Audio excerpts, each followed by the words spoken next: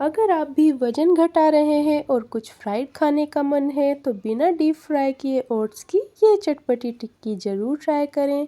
Test में 10 और 10 और कैलोरीज़ में एकदम लो। तो इसके लिए सबसे पहले हमने लिया है एक बड़ा सा बोल, उसमें ऐड करेंगे 1 कप ओट्स, साथ ही में बॉइल्ड पोटैटो, उबला हुआ आलू, ऐड करेंगे साइज़ में कटा हुआ अनियन, साथ ही में टमाटोज़ और ऐड करेंगे कुछ ग्रीन चिली।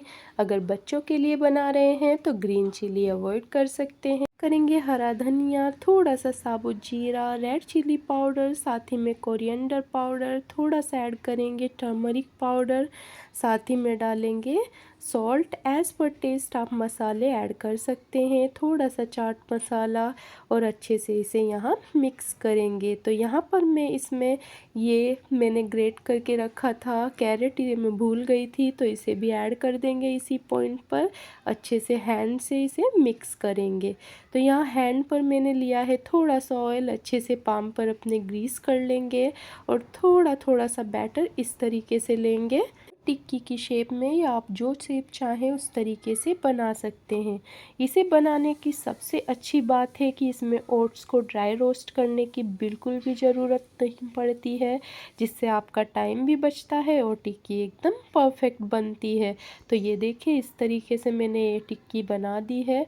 और अगर आप वेट लूज़ कर रहे हैं तो उस जर्नी में ये आपके लिए एकदम परफेक्ट एक मील रहेगा।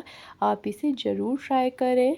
तो ये देखिए, मैं 1 बाय 1 सारी टिक्कियाँ रेडी कर लूँगी। और इस टिक्की की एक ख़ास बात है कि हम इसे डीप फ्राई नहीं करेंगे, हम इसे सैलो फ्राई करेंगे। थोड़े से तेल में ही इसे बना के रेडी कर लेंगे और ये बाहर से एकदम क्रिस्पी बनेगी और अंदर से एकदम सॉफ्ट। तो यहाँ पर मैंने 1 से 2 टेबल स्पून के करीब ऑलिव ऑयल लिया है। आप कोई भी ऑयल ले सकते हैं, देसी घी भी ले सकते हैं।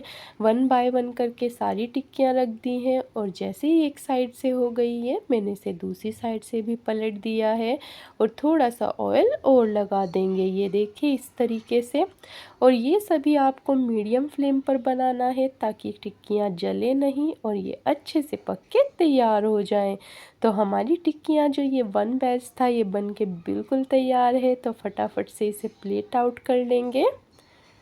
ये टिक्कियाँ खाने में इतनी अमेजिंग लगती है कि आप इनके अगर एक बार बना लिया ना तो आप इनके फ़ैन हो जाएंगे। फटाफट से इसे गर्मा गर्म सर्व कर लेते हैं यहाँ पर।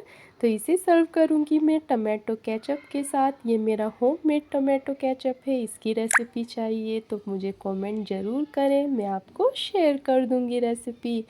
तो अगर आपको बिना झंझट वाली ये हेल्दी रेसिपी पसंद आई हो तो वीडियो को लाइक करें और अपने उन दोस्तों के साथ ज़रूर शेयर करें जो डाइट पर हैं और जिनके बच्चे सब्जियां नहीं खाते, उन्हें भी शेयर करें।